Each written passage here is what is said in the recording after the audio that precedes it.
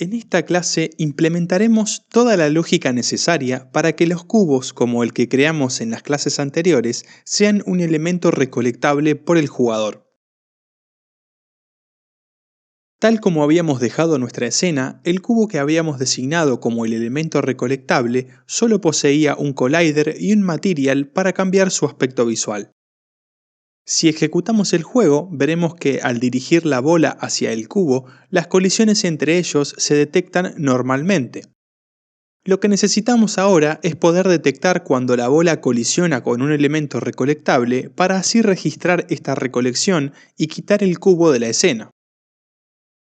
Para todo el comportamiento de los elementos recolectables, crearemos un nuevo script llamado recolectable.cs y lo asignaremos como componente de este objeto.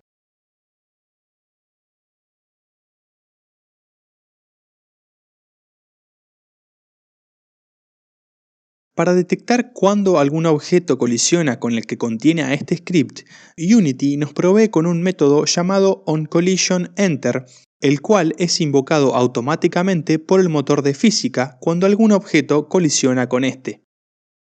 OnCollisionEnter recibe como parámetro un objeto de tipo collision, el cual representa información útil sobre la colisión, como por ejemplo, qué objeto fue el que colisionó con este. Agreguemos este método entonces y por el momento utilizaremos simplemente la instrucción debug.log para mostrar un mensaje en consola cuando se detecta una colisión con el elemento recolectable. Ejecutemos el juego para verificar el funcionamiento.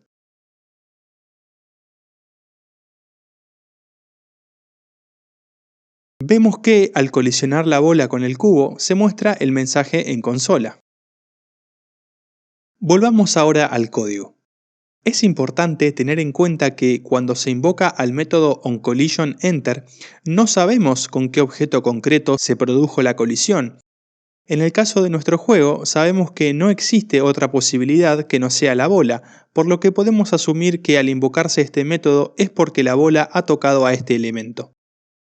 Codifiquemos primero haciendo esta asunción y luego mejoraremos nuestro código para asegurarnos de que solo recolectaremos el elemento si la colisión se produjo con la bola y no con cualquier otro objeto. Ahora que sabemos cómo detectar las colisiones de un objeto, ¿qué debemos hacer cuando la bola colisiona con este elemento? Simple, debemos recolectarlo. Agreguemos entonces un nuevo método recolectar.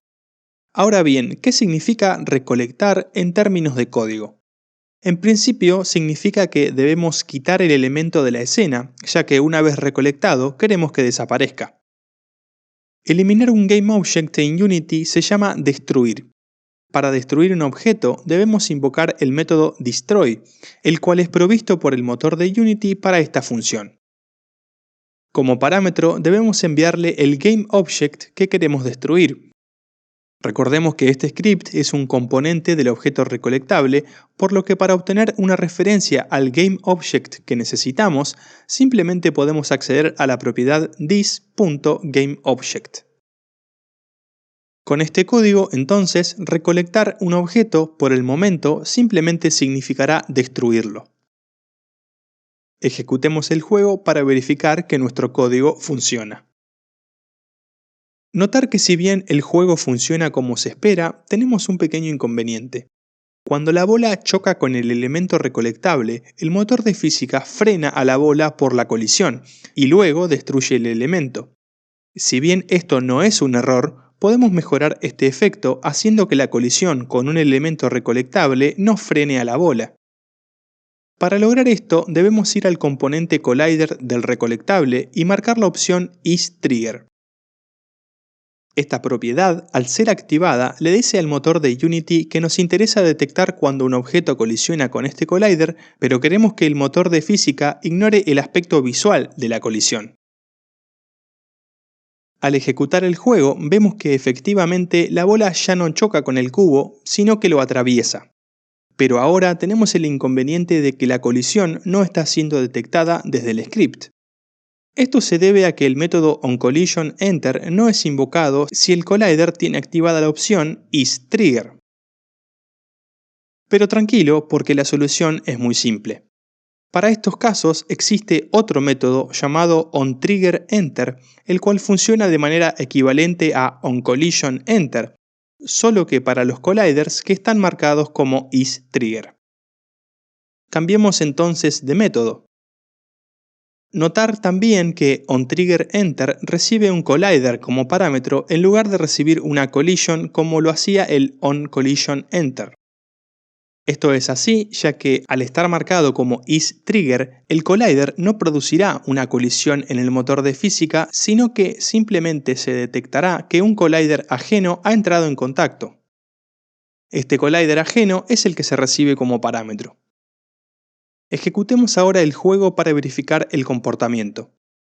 Como se puede observar, ahora la bola no se frena al colisionar con el elemento, ya que le dijimos al motor de física que ignore esta colisión con la propiedad isTrigger, pero aún así el método onTriggerEnter está siendo invocado al detectarse el contacto, por lo que el cubo se termina destruyendo según lo esperado. Ahora que nuestro cubo ya es recolectable, agreguémosle un efecto de rotación para que llame más la atención del jugador y no sea tan estático. Para esto podemos rotar su transform en cada fotograma.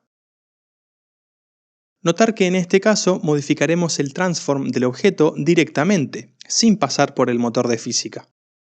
Para rotar el transform de un objeto, podemos enviarle el método transform.rotate, el cual recibe tres valores, uno por la rotación que le queremos aplicar a cada uno de los ejes X, Y y Z. Rotemos por ejemplo en una unidad el eje X y ejecutemos el juego para observar el efecto. Si bien esto lo hace más interesante, quedaría mejor si rotamos todos los ejes. Modifiquemos entonces el script para que también los ejes Y y Z roten en una unidad por cada fotograma. Recordemos, como estudiamos en la clase pasada, que al modificar directamente el transform de un objeto en el método update, debemos asegurarnos de suavizar este movimiento e independizarlo del framerate. Para esto, simplemente multiplicaremos cada valor de rotación por la propiedad time.deltaTime, la cual, como sabemos, indica cuánto tiempo transcurrió desde el último fotograma. Una consecuencia de esto es que la rotación aplicada será un valor muy chico. Para solucionar esto, modifiquemos el 1 por el 20 para que el efecto sea más perceptible.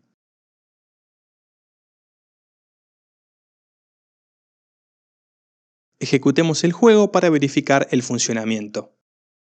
Luego de agregar la multiplicación por time.deltaTime, podrás notar o no alguna diferencia, pero lo importante es que la rotación del cubo será equitativa e independiente del framerate para cualquier jugador que esté jugando el juego. Aquí concluimos esta clase en la que implementamos la lógica para detectar cuando la bola toca un elemento recolectable. En las siguientes clases completaremos la lógica para contabilizar cuántos recolectables tiene el jugador y detectar las condiciones para completar el nivel o perder cuando la bola se cae de la plataforma.